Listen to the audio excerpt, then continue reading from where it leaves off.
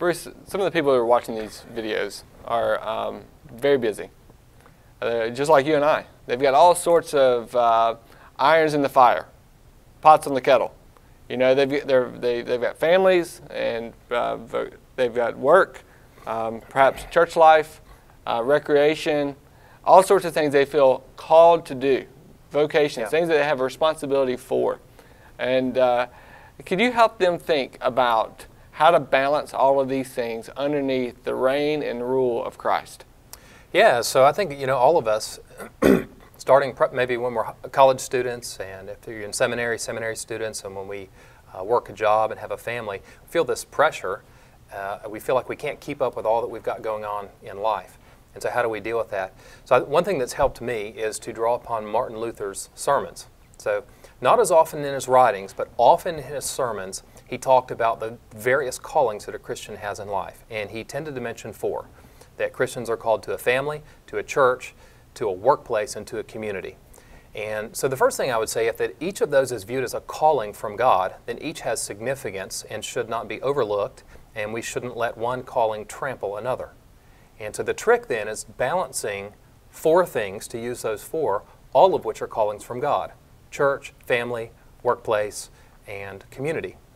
And I think that depending on what season of life we're in, one calling might take a little bit of priority over another. There may be a season where things are so intense at church that we don't do quite as good of a job at our job or our workplace, or when family may take a little more space than church. And so momentarily and season by season, there may be some adjustment.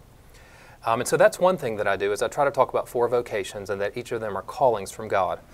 The second thing that I'd want to talk about, especially for people who are type A, driven sort of personalities, is that we need to learn to make a distinction between perfection and faithfulness. And God does not call us to perfection, primarily at least. He calls us to faithfulness primarily. And I think we're going to find that at most points in life, we can't accomplish all 4 of our callings with perfection, the way the world would define perfection.